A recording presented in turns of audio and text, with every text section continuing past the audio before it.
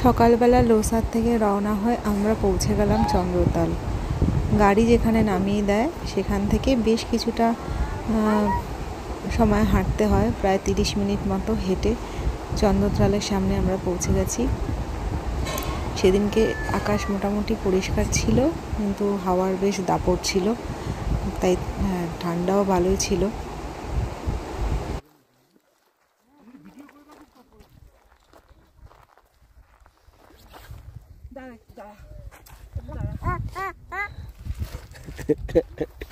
হাতে আসলে ঠান্ডা লেগে গেছে ওর। দারুণ আসছে এটা।